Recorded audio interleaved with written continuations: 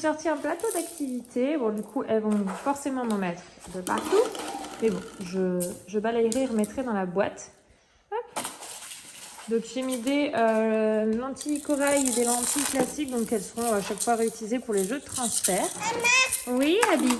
Donc, j'ai utilisé une boîte que j'avais des structures d'Eden d'Ikea. D'accord. Ouais. Voilà, c'est une découverte pour moi. Donc, on va voir comment elles y jouent. Voilà. Lily, par contre, il faut essayer de ne pas trop en mettre par terre. D'accord? C'est le but. Oui, mon cœur, tu prépares à manger.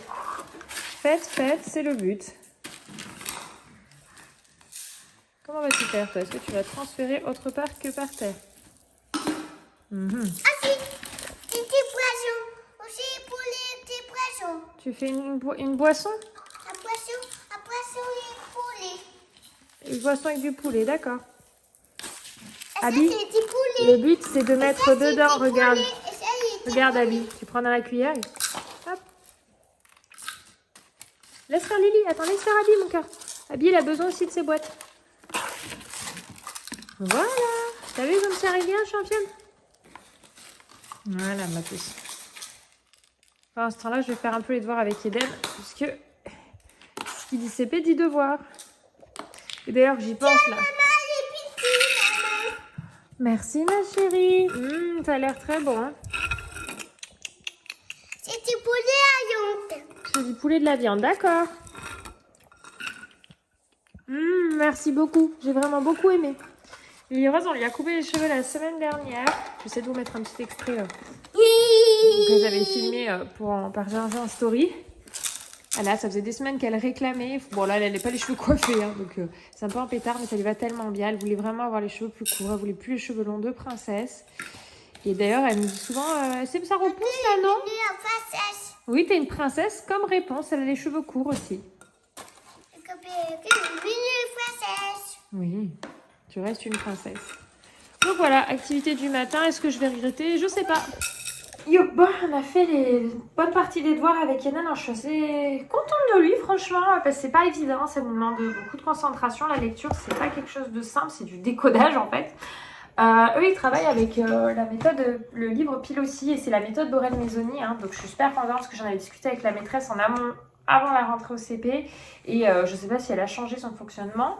Mais c'est vraiment top parce que pour Eden, c'est super, c'est complètement adapté pour lui. Je trouve que c'est génial pour les enfants de manière générale comme méthode. J'ai appris que c'était pas les seuls parce que ma nièce qui est dans une autre école au CP, ils utilisent aussi la méthode Borel-Maisoni.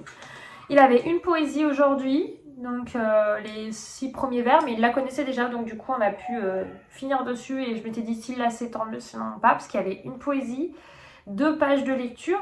Alors je vous montre à quoi ça ressemble les pages de lecture parce que du coup c'est quand même pas... c'est quand même... Donc c'est ça. Donc en fait là c'est le son ch. Donc du coup il doit me lire chaque mot et me dire où il entend le son ch.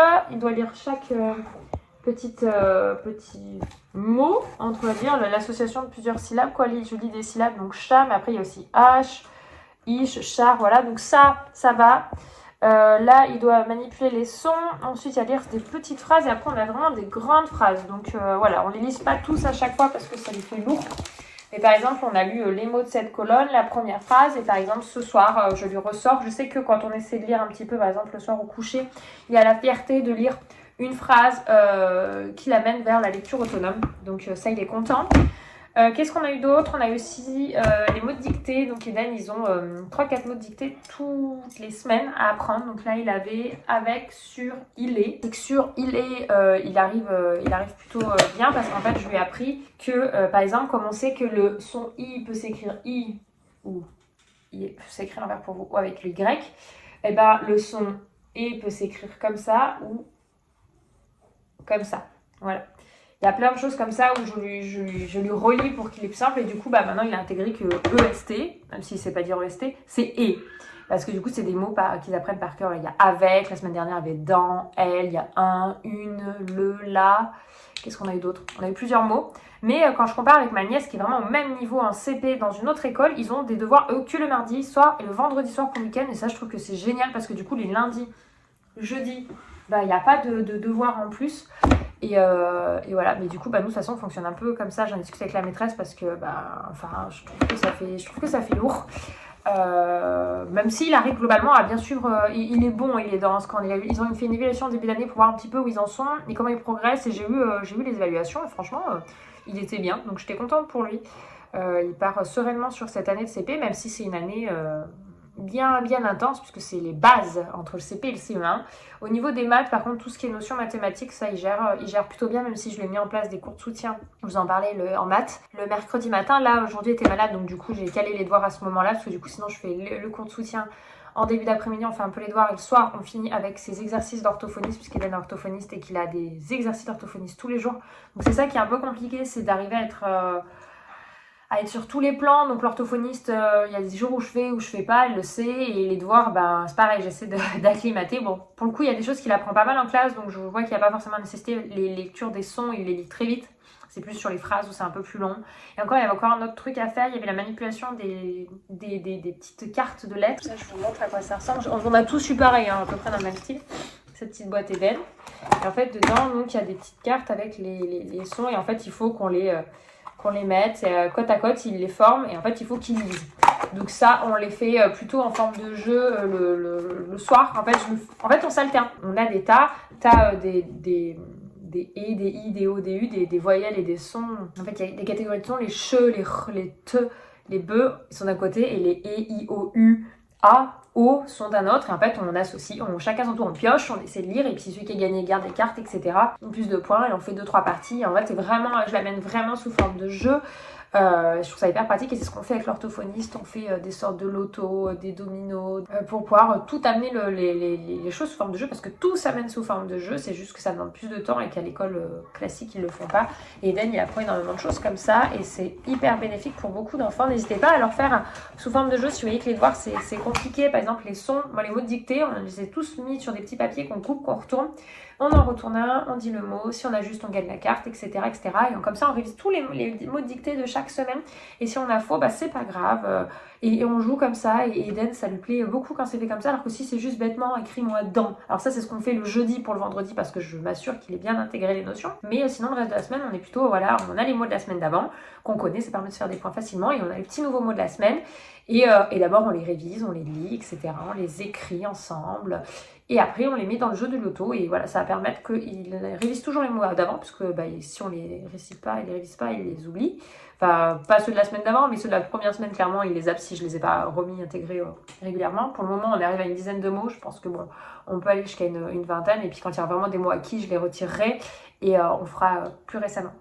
Donc voilà un petit peu comment on s'organise. Donc là, il va pouvoir être tranquille. Fin de matinée, Eden et son père vont au coiffeur pour se couper les cheveux. Logique, rôle du coiffeur. Et après, Hélène a poney. Puis voilà, là, je vais retourner dans la pièce de vie et je vais apprendre à ma fille, avec la pelle et la balayette, à ramasser toutes les lentilles qu'elles m'ont semées à travers la pièce de vie. Allez, on est chez Popo et on s'occupe des cheveux de Monsieur Eden en premier. Et après, ça va être papa. Voilà, là, elle coupe de grand. Ça fait des bisous. Le gros va de... J'aimerais bien raccourci sur les côtés.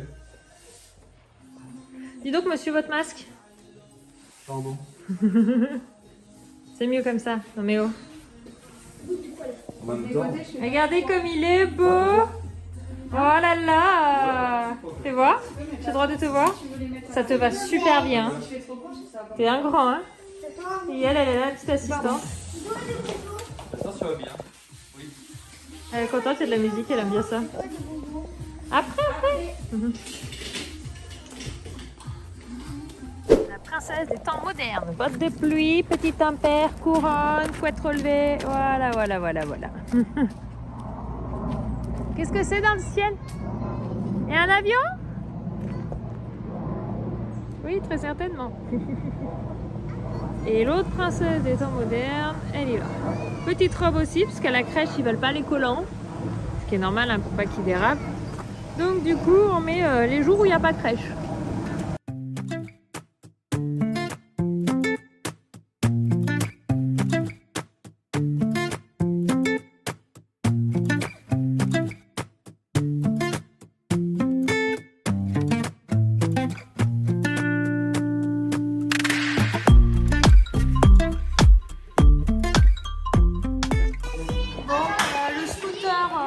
Plus aux deux grands qu'aux petits, parce que c'est marqué dès 18 mois, mais j'avais un peu zappé qu'Abby était un bébé avec un tout petit gabarit. Eh bien, résultat, elle arrive à peine à se mettre dessus, donc je suis dépitée parce que du coup on l'a monté donc on peut pas le ramener, il va finir par lui servir. Donc je me dis, j'essaie de trouver un petit pouce-pouce, mais du coup ça me pique parce que ça vaut quand même 50 €, enfin 49,90 €. Et du coup je vais regarder un en occasion, je vais voir si sur le bon coin parce que sur Vinted en fait il faut toujours chercher sur place, donc c'est compliqué pour les recherches. Donc genre sur Vinted si j'en trouve un petit vraiment... Parce que dans mon entourage j'ai personne qui a de petits pouce-pouce, nous on n'a pas, et je voulais vraiment que pour Dore elle puisse, et là en fait elle galère au niveau équilibre. Et ouais, mon petit gabarit je pense qu'elle pourra l'utiliser vraiment qu'au printemps prochain, je suis dépitée. Donc bon, c'est comme ça.